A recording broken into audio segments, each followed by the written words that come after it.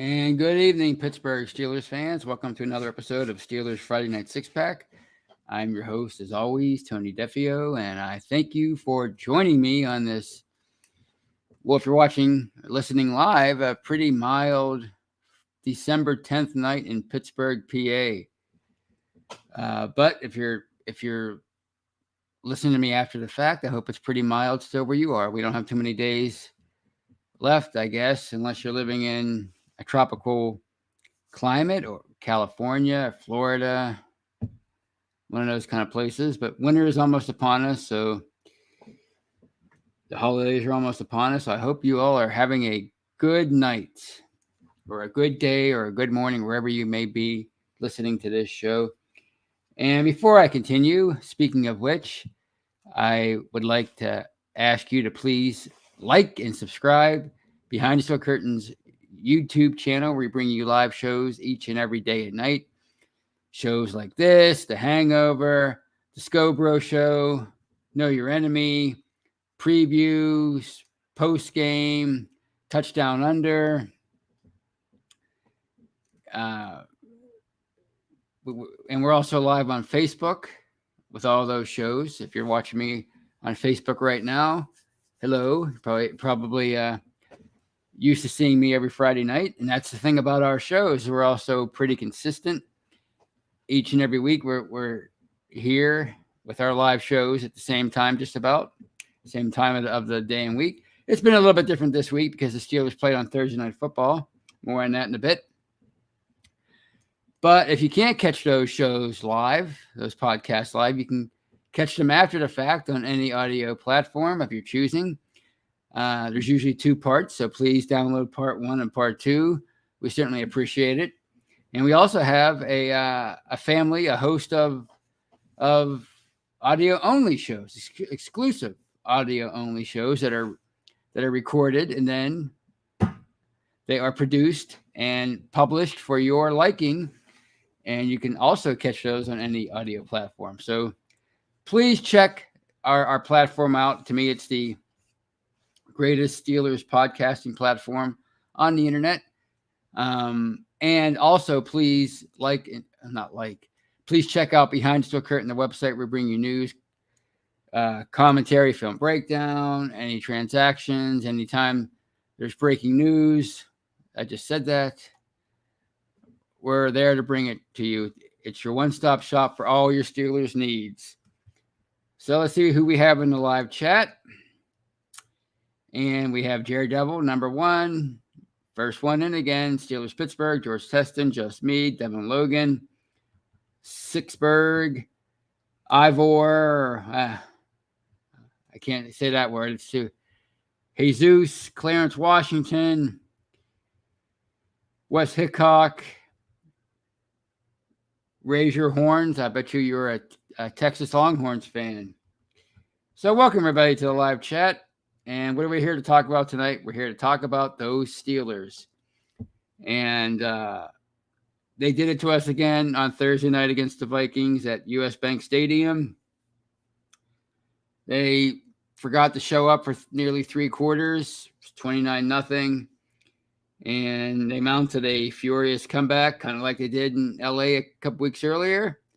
And we're within one play, really, of having a chance to tie the game with a 2-point try. But it wasn't meant to be. It was too close. It was close, but no cigar. And the Steelers are now 6-1.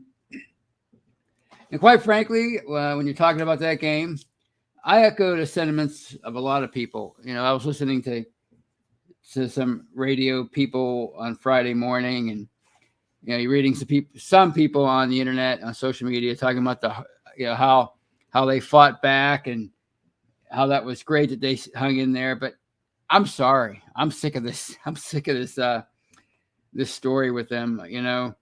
They did the same thing 2 weeks earlier, as I alluded to just a moment ago, in LA, down 27-10, heading into the fourth quarter. And they came all the way back and actually took the lead in that game before giving up the go-ahead touchdown or game-winning touchdown in the final minute or so. So, at this point of the year, what I expect from the Steelers. At coming off of the Ravens victory on last Sunday at Heinz Field, a very exciting Ravens victory that had all of us pretty optimistic. I was expecting Pittsburgh to go into Minnesota and win that game, honestly, because the only way you're getting into the playoffs if you're the Steelers is to stack wins. I mean, that's a lot of teams in the AFC. It's so tight, it's so close that these you're going to have to put together a lot of wins down the stretch to get in. And quite frankly, I don't think the Steelers at this point have what it takes to put together at this point a 4-game winning streak to make it to the playoffs, which is probably going to take winning out to get in at this point. Was it Troy Aikman? I think it was Troy Aikman. Maybe it was Tony Romo last Sunday.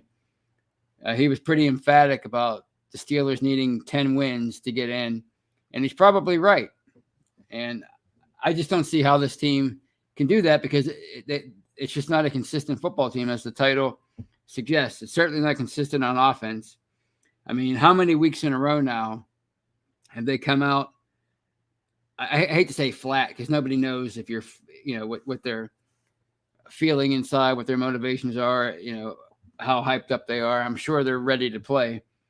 But how many weeks in a row now have they come out as an offense just totally ineffective and doing nothing over the first half, first few quarters before turning it on at the end, if they even do turn it on? And I get the feeling a lot of the turning it on at the end has to do with Ben Roethlisberger and his taking over the offense, calling plays in the dirt, however you want to put it. And to me, that speaks volumes about, I hate to say preparation, but maybe you have to say preparation. I mean, if you come out week in and week out with a game plan that is totally ineffective and seemingly predictable, and you're not putting up any points, you're constantly falling behind because of your ineffectiveness on offense, mostly, I think. What does that say? What does that say about Matt Canada? What does that say about Mike Tomlin and these coaches and the plays that they're trying to design, for opposing defenses to move the ball and to score on opposing defenses? So, yeah, the line is struggling. It's young and it's up and down, sometimes in the same game, but certainly week to week. However, they seem to be able to, again, with some exceptions like the Bengals game, which they totally didn't show up for that game at all. But they're able to get it together as an offense in the last 15 or 20 minutes of game time. So what's missing in the beginning of these games? That's what I'd like to know. And it's so frustrating to watch and to see it take place each and every week. Even in games that they win, the offense is just so stale and dull and just awful at the beginning of games. Actually, sometimes if you look at the Ravens game last week, it took them to the fourth quarter to score a touchdown, like week in and week out. It takes them 2-3 quarters to even resemble a professional offense.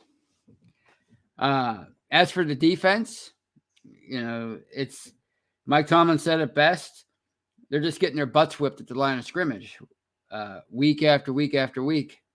And, we keep talking about Stephon Tuitt and Tyson Alualu, and their absences are obvious. And, for as much money as TJ Watt gets, Tyson Alualu, I mean, he deserves a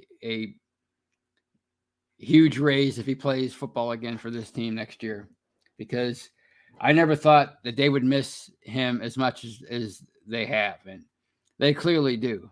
And we saw it last night. Dalvin Cook 27 carries for 205 yards. And yes, they made adjustments at halftime. They held Cook in check for the most part in the second half. But what about that first half? Why were the Vikings, like the Lions, the Bengals, the Seahawks, why were they able to come out and just run the ball? Actually, the Seahawks made adjustments in their game, and they gouged the Steelers on the ground in the second half of that game. The Steelers won. Was that the overtime game? But anyway, why can't they? There's only so many ways you can block for the run to run the ball if you're an NFL offense. So I'm sure the Steelers have seen everything. So why do they need to continue to make halftime adjustments on defense? Why aren't they prepared for it? Because obviously they did. They're down to it. They're down Alu. Bush is inconsistent. Schobert was benched in favor of the rookie Buddy Johnson.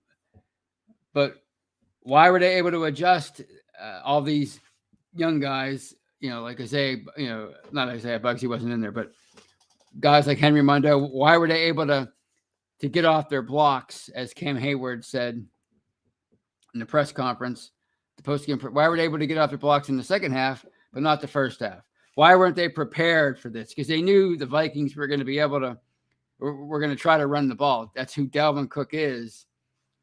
That's who they are as an offense. I mean, Kirk Cousins is a decent quarterback, but he's not a quote-unquote franchise guy.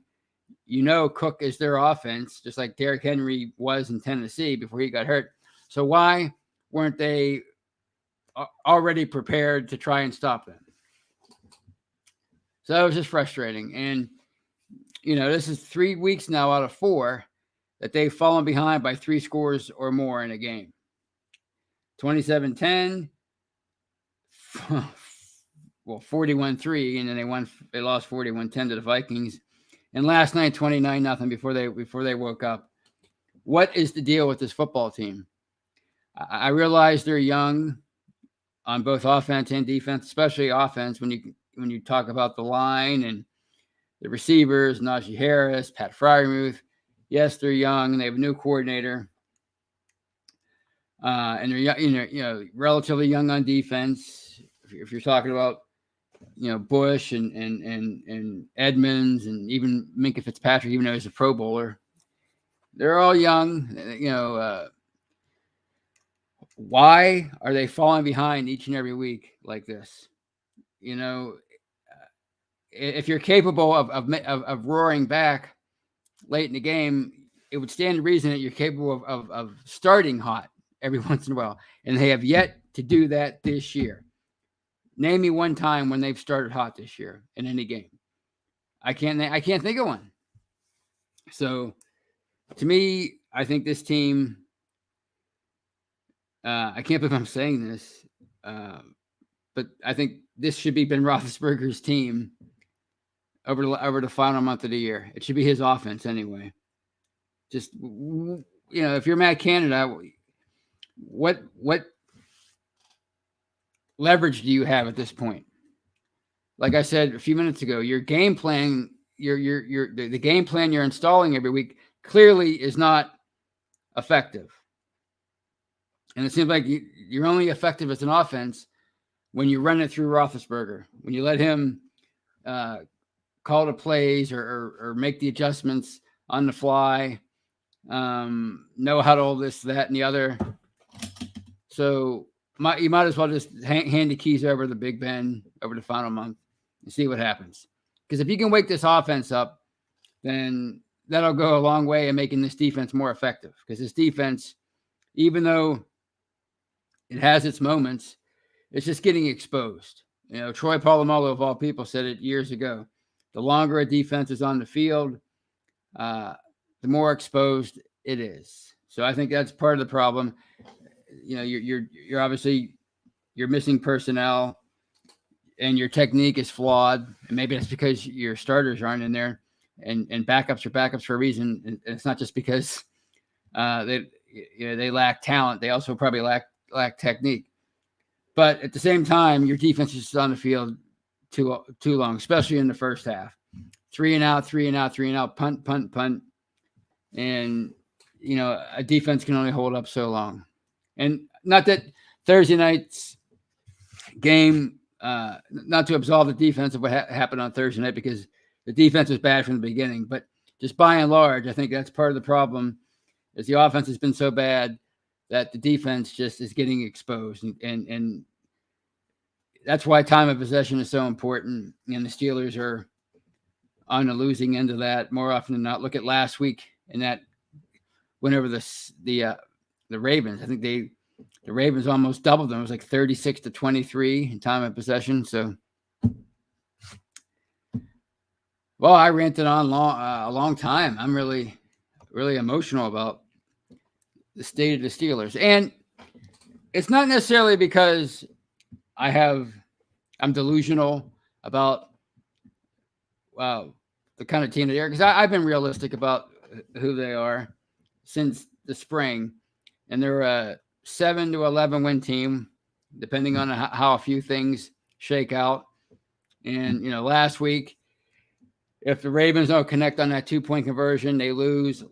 Thursday night, if Pat Freiermuth holds on to the football, I mean, it was a great play by Harrison Smith, the Viking safety. But if he holds on to that catch and they tie the game, who knows? Maybe they win that game. So, it's a few plays here and there, and maybe they're a more, I hate to say legit, not a legit championship contender, but certainly a legit playoff contender.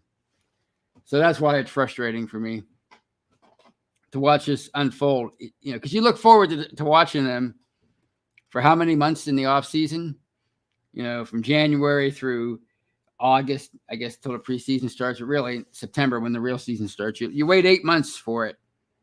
And it's just, in a lot of ways, this has been one of the most frustrating and just boring Steeler seasons. I mean, last week, it was the day before the first day at my new job, and I'm like reading my my work manual during the beginning of the Ravens game. That's how into it I was, because I just was just so turned off by the previous week and by how they've been all year as a team. And, obviously, thank goodness that the Steelers and Ravens are great dance partners, because they got me back into that game. But at the beginning of the game, I was all about multitasking while I watched the Steelers. So that's where I'm at. You would never have seen me do that even a couple years ago. But anyway, I have a super chat that I have to get to. Hopefully I didn't go too far in my rant, but I thought I saw a super chat up there. Please bear with me while I search that out. Unless they changed their mind and got a quick refund. Now it's gone. I don't see it anywhere. Maybe they got sick of waiting. Like sometimes you get sick of you decide you can't wait 4 minutes to talk to somebody in customer service on the phone. Maybe that's what happened. But anyway, on that note, at the 19:10 mark, I will take this time to say goodbye to part 1 of this episode of Steelers Friday Night Six Pack. If you're watching me live on YouTube or Facebook, please don't go anywhere. And if you're listening on an audio platform, I thank you for downloading part 1. Please hurry back and download part 2 of this episode of Steelers Friday Night Six Pack.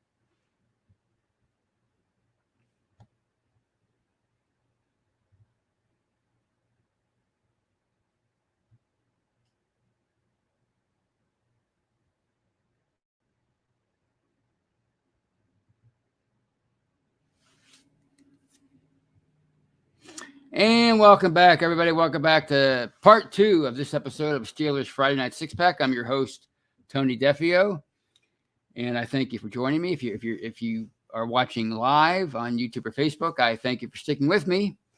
And if you're listening on an audio platform after the fact, I thank you for downloading part 1, and I thank you for downloading part 2. So what I'm going to do in part 2, since I'm tired, I started a new job that's very physically demanding, and I am beat. And I have no more answers for the Pittsburgh Steelers. All I can do is try to field your questions. So I'm going to turn the second half of tonight's show into a Q&A. So let's see what you got. Let's see if I can find some. Hey, by the way, let's see who else is in the live chat. T Money, my man Terry had a fall recently, hurt his ribs, but he's doing well. And he's gearing up for the Christmas season. He's a big Pitt fan, so he's pretty excited about the Pitt Panthers winning the ACC championship last week with their victory over Wake Forest. I know I am. I'm pretty stoked about it, and can't wait for that Peach Bowl. What is it? It's the 10th, so a little under 3 weeks. I'll get to watch Pitt play in a New Year's Six Bowl, even though technically it'll be playing on December 30th, but still it's a New Year's Six Bowl, and it's a big move. It's a big deal for the program. So I'm pretty excited, and so is Terry. So hi, Terry. Hi, Kathy Ford. Jerry Cherry Band, he joins us. Steelers Pittsburgh. Let's see. Who else did I? Devin Logan. Scroll down. Michael O'Malley's with us. John Schweitzer from Facebook. Brian Brown from YouTube. Mark Duragas from. By the way, if I mangled your last name, I'm sorry. So let's see what we have here. Michael O'Malley says Cam is most likely retiring. I never really thought of that. I mean, he's playing at such a high level right now. Let me put Michael's comment up there. He's playing at such a high level. I would be shocked actually if he retired, because I think he's got, at this rate, it seems like he has a few good years left in him. I know he's definitely frustrated, and you could see it last night at the press conference, at the post-game press conference. He's just sick of saying the same things over and over again. But there's a reason why Cam Hayward is a at this point, I would say, a fringe Hall of Fame player, which is a pretty good place to be. You know, if you're an NFL player, if you can make it to that point where people are wondering if you could be in the Hall of Fame, you've had yourself one heck of a career. There's a reason why he's there, and guys like Henry Mondo and Isaiah Loudermilk and those people, players of that ilk, why they're where they are. Sometimes you can preach it, but if you don't have the horses to follow you, it's not that they don't want to follow you. They're just too slow to keep up with you. Then it's going to be a frustrating experience each and every week. And he misses his brothers. I'm sure he misses Tyson Alualu. He misses Stephon Tuitt. You know, his brothers in arms. So that was one heck of a defensive. I think we can finally appreciate how good that unit was when those three were starting the last couple of years. And if you want to take it back to the days of Javon Hargrave, this has been one special unit, the defensive line, and probably an underappreciated part of the team. And now we're seeing how valuable it is with two of their key guys missing all year. So, yeah, it's frustrating for Cam, but I don't see him retiring. I'd be shocked. But then again, I wasn't anticipating Heath Miller retiring after 2015, and he did. So who knows? You never know.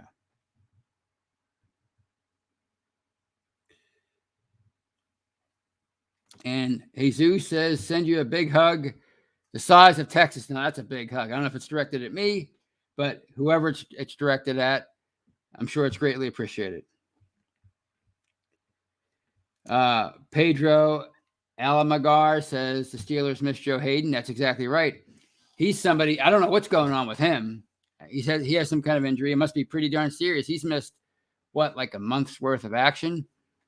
You know, that's just another problem with them. It's just injuries. TJ Watt again. I mean, to me, in no ill will towards TJ Watt, but this is one bad year to be witnessing that man standing on the sidelines in team issued street gear.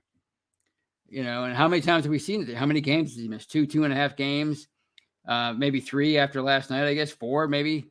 You know, I know people like to argue, oh, he has all these sacks and less games than Myles Garrett. But the main issue that people are missing is he's missed so much time. And when he's not in there, they're a completely different team. So, you know, he left last night's game with another groin injury. So, you know, I realize injuries happen, but one of the fears of paying a guy the kind of money that they paid him, $80 million, is that, at some point, uh, a football player can start breaking down physically. We saw it with his brother, J.J. Watt. And I'm not saying it's happening with T.J. Watt. I'm just saying, he's having one heck of a year. Thursday afternoon, people are talking about him not just as a defensive player of the year candidate, but as an NFL MVP candidate. And now I guess we have to wonder if he's going to play in the next game in a week or so. So, yeah, Joe Hayden, he's been out forever. Watt's missed so much time this year, and it's just been one of those years. It really has. And that's another thing that's frustrating to me, is they're basically proving the offseason critics right. This is an 8-8 team, or I guess 8-8-1, 9-8, 8-9, whatever you want to call it. And that's exactly what they're playing like. And because of ineffectiveness in coaching, ineffectiveness with the players themselves, and of course injuries have just really derailed this team, and probably, maybe taking one or two wins away at this point.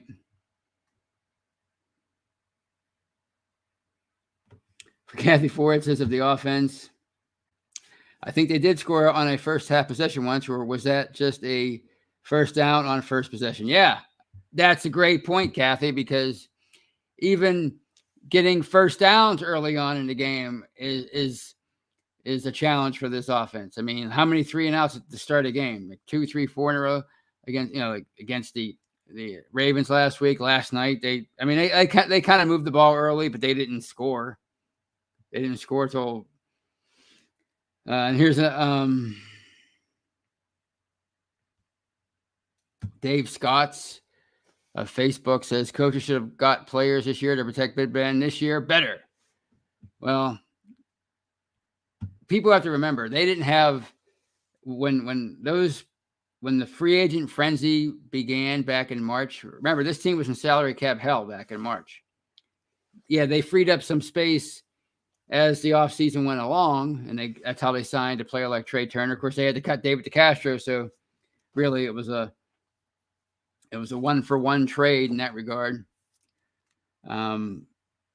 Cap space for really another left guard or right guard. But when free agency kicked off in March, if they had any money, they probably would have signed Matt Filer. And as far as the draft, we've been over this. By the time they picked, there really wasn't anybody that I would have taken with the 24th pick over Najee Harris at running back. And I think to me, it's hard to argue with that pick. The only way you argue that pick is if you are talking in absolutes and you think that they could have built a line with first and second round players and those guys would have been effective from day one. And it's not always that easy. Just because you pick a player in the first round at any position doesn't mean that player is going to be good right away, if ever. So I think they did all they could do with the line. I remain optimistic about what they can do in the future with guys like Kendrick Green and Dan Moore Jr. and of course Kevin Dotson, who's been out a while. That's another player another injury we have to talk about. He's on IR. I think he's still on IR with a high ankle sprain. So it's just been a bad year when it comes to injuries for this team in general. So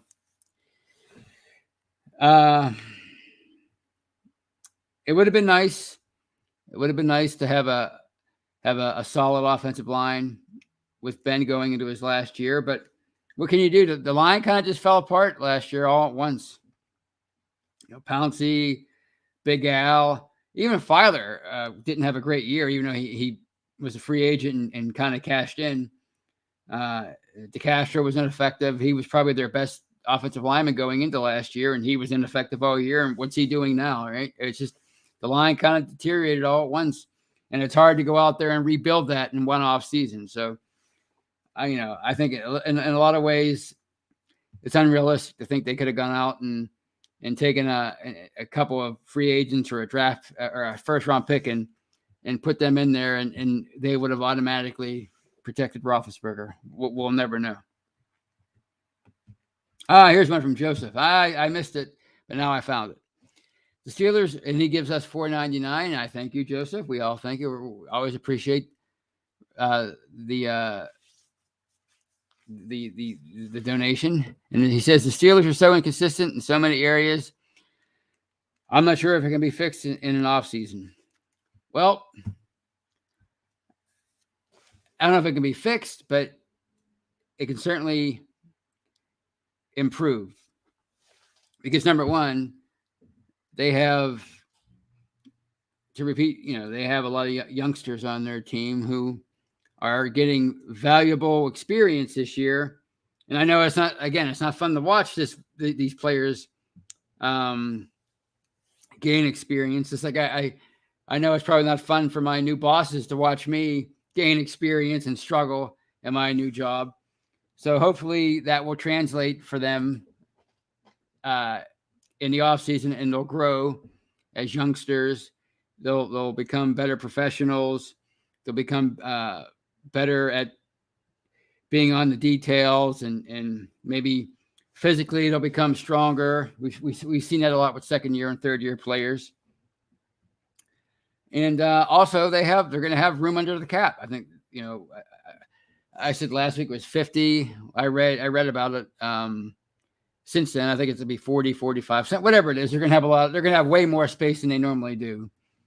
And so that'll help them when free agency kicks off this time. Maybe they can be major players and grab one or two guys that can help them as a team. But I think it's encouraging that, yes, they're a mediocre team this year, but so many, and I've said this before, so many of the local insiders are pretty insistent that this year, a lot that's going on this year is for the near future.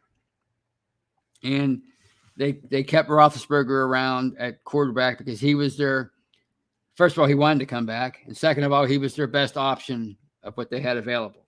They weren't going to go out and they didn't have the ability to go out and get Aaron Rodgers, Russell Wilson, or any of these veterans. Even a Sam Darnold was probably a bit too much to pay for the Steelers. So they kept Ben around, and they hoped that he could maybe help them be a bridge to next year and be a true playoff team in the meantime. But it just doesn't look like it's going to work out that way, unfortunately. So, but I think there's we're going to be singing a different tune in the next year or two, which it's hard to look that far ahead when you're in the middle of a 6-1 season and you want to see them make the playoffs and give you that, that one game to look forward to. And if they win that game, then it's another one and you can start dreaming. As unrealistic as it may seem right now, we're all diehards at heart, and we all think that way as fans, whether we want to admit it or not. Kathy Ford says, as of 16 minutes ago, wow, I didn't realize how behind I was with comments. We need to put you on life support. No, I'm pretty animated. I'm alive. Trust me, I'm alive. I can feel the pain, Kathy. I can feel the pain of that 36-28 loss. I can feel the pain of those missed assignments that almost sent Roethlisberger into retirement early. I can feel the pain of those huge holes, those gaping wounds that the Steelers defense allowed Dalvin Cook to run through. So yeah, I'm alive. You don't have to worry about me. I could feel everything. I wish I was on not life support. Oh, God forbid, but like on. I'm not gonna say it.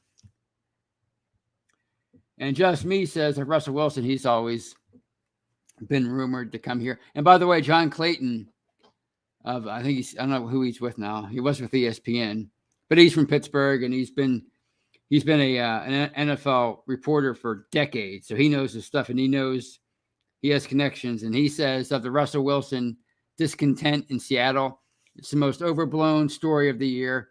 It's the most ridiculous story of the year. There's no true evidence that he wants out of Seattle. There's definitely a lot of visual evidence that Aaron Rodgers wants out of Green Bay, but when it comes to Russell Wilson, but anyway, Just Me says Russell wants Broncos, Giants, or I can't remember the other non-Steelers team. See, I don't know about that, Just Me, because if you listen to a lot of these national reporters, they don't seem to think that he's going to go anywhere now. All right. Scroll down to some new comments.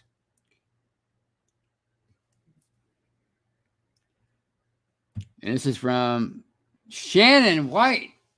Shannon White joins us, and he says Ben would have cost the Steelers $15 million if he didn't play. Plus, he took a $5 million pay cut. He hasn't been the problem. He was incredible during that epic comeback. That's true. He was. I mean, he looked like old Ben. Not old Ben, but vintage Ben in the fourth quarter last night. Just like he looked great in the fourth quarter against the Chargers. I guess the problem with Ben is he can't look that way for 4 quarters because he's 39 years old and he just doesn't have the physical capabilities to do that anymore. And that's why you need a good supporting cast. And it just wasn't going to, I guess it just wasn't in the cards for them this year to have that supporting cast with their financial problems. People forget about that. You know, they were in financial hell in the spring, and it took many months to find the financial flexibility that they had by the time that Kevin Colbert was the Godfather, or whatever people were calling him after the Schobert trade and the signing Melvin Ingram and bringing in Ahkello Witherspoon, who, oh, by the way, suddenly looks like a great pickup. It wasn't that long ago we were talking about him being an absolute bum, and why would you waste a 5th-round pick on Ahkello Witherspoon? And now he seems to have taken James Pierre's job, and he was probably the best player in their secondary. Well, I shouldn't say that. I mean, he did have 2 crucial interceptions last night, so who knows? There's a younger guy who maybe, if you have to move on from Joe Hayden after this year, perhaps Witherspoon can we all thought it would be James Pierre, and it still could be. I mean, just because he's struggled and has seemingly been benched, at least as a starter.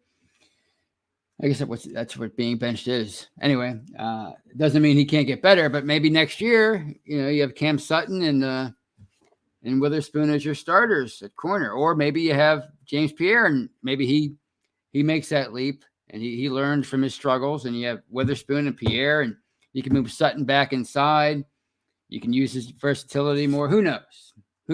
But yeah, Witherspoon he's been a bright spot the last few weeks. And that might be one of those, if they can sign him. I don't know what his contract is. I think he might be maybe a free agent after this year. But if you can retain a player like that, maybe that's the next year I was talking about. This, what they're doing right now is for the immediate future, not necessarily this year.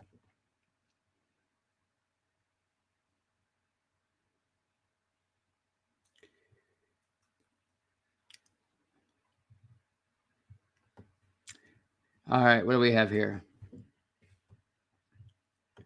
And this is one from Michael O'Malley, which I think is a really, really horrible take. And he says, we should have just advanced Bruce Arians as the head coach. Tomlin was a true affirmative action hire. Again, to repeat ourselves for the millionth time, Dan Rooney said that Mike Tomlin was not a Rooney Rule hire. He was not a Rooney Rule interview. It was Ron Rivera. And to me, that's a horrible thing to say for somebody who's a long-time watcher of this show. Shame on you, Michael. So that's a horrible thing. For a true Steeler fan would never say that. He was not an affirmative action hire. He's a great coach. And it's whatever. What else we have here?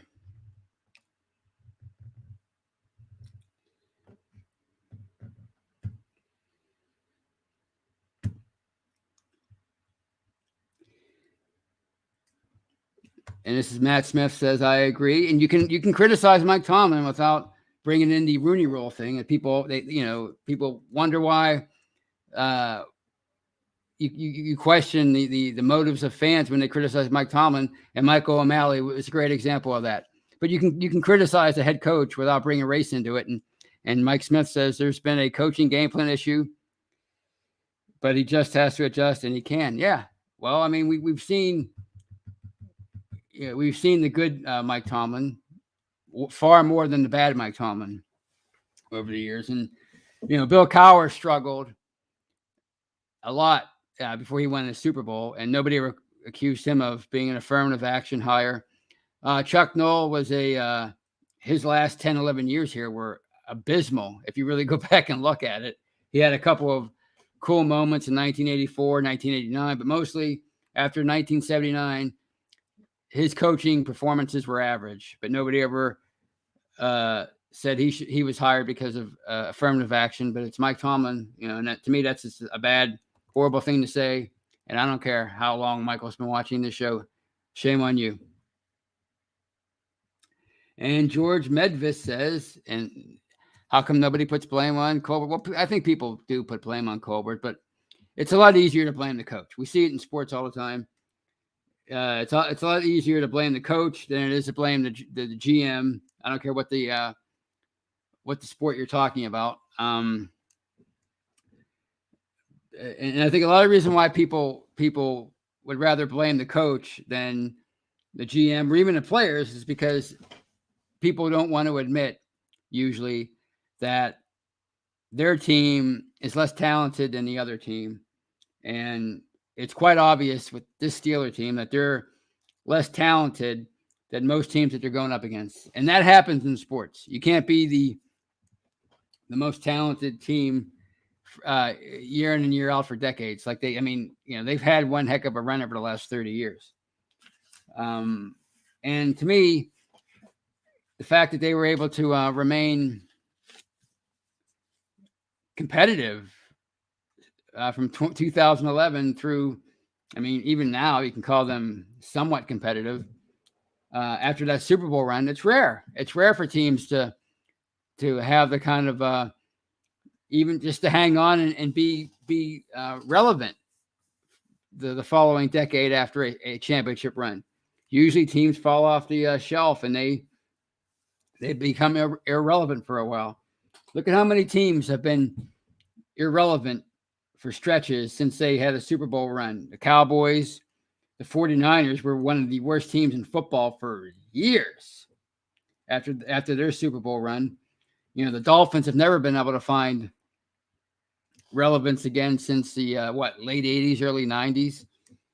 The Broncos, for the most part, well, I guess they won a Super Bowl, but they needed Peyton Manning and, a great defense. So, for the Steelers to remain competitive, I think they should be given some credit for it. Just Me says, I had a great time at the Ravens game. First time at Heinz Field was fantastic for me. Well, I'm glad, Just Me. Glad you had a good time. I know a lot of people had great, from judging from social media, a lot of people had a great time at that game. It was a good game to go to. Terry, my friend Terry says, as much as I hate to hear about the non-losing streak, it makes a statement to Tomlin's coaching abilities. Yeah. The guy has his flaws. There's no question. And the non-losing streak thing, it doesn't mean as much as, people wanted. It's kind of like, in a lot of ways, the Ravens going after that streak of rushing for 100 yards as a team. But it also speaks to Tomlin's abilities as a coach, his abilities to keep a locker room together, his abilities to never lose his team, because it's so easy in sports to stumble and fall and have that losing season, and they still might have it when all is said and done in 2021. But to go 15 years or whatever it's been without having a losing season, that's hard to do. To go that long and only have one game where you were out of the playoffs officially at kickoff, that's very rare, and not just the NFL, but in sports in general. And Jeff Lauderdale, and by the way, thanks Terry for that comment. I definitely think we are following the Patriots' 2-year game plan with sights on competing for a championship next season. The fact that Ben is the quarterback makes fans believe we are trying to win now. Yeah, I think they're trying to. The plan was, and I've said this many times. I said it earlier in the show. The plan was to try to put a competitive enough team together and hope that Ben had one more magical year left in him because he was their best option. It hasn't quite worked out that way, but in the meantime, they're building for the future. They have their running back. They have their young tight end. As much of a goofball as Claypool is, he appears to be on his way to being a superstar receiver. Deontay Johnson is going to be a superstar receiver. Their line, hopefully they can improve and gel as a unit. And of course, we know the defense can do a lot of things when healthy. The key is to stay healthy. The key is to get key players like Tuitt and Alu back. So you look at the Patriots. They went out. They struggled last year. They had Cam Newton at quarterback and whoever that other guy was. But in the meantime, they got their team. They got their act together as a team. They rebuilt, and they went out and they drafted Mac Jones, and he's been a really good game manager. But at the same time, their defense has been lights out, and that's why they're back to being a contender again. So maybe that can happen for the Steelers next year, depending on who the quarterback is. If it's a youngster, if it's a veteran, maybe he'll be the missing ingredient. Dave Schofield said this many times. Wouldn't it be better to have more of a complete team in place when you bring your new quarterback in, especially if he's a youngster, than to bring him in and throw him in with all these other problems you have? So that was Big Ben's entree into the NFL. I mean, he was he obviously had a lot of great abilities, and he showed them right away. But he also had a great team that he was drafted by, and it was a complete team, and complete on offense, complete on defense, and he was just a missing piece to the puzzle. So, and on that note, I will take this time to say goodbye, and I thank you for joining me. It was a fun show. We all commiserated, I think, rather nicely. Well, most of us. And I look forward to talking to you on Monday on The Hangover with Brian and our guest tonight, Shannon White. Until then, have a great weekend. And as hard as it is to say right now, go Steelers. Goodbye, everybody.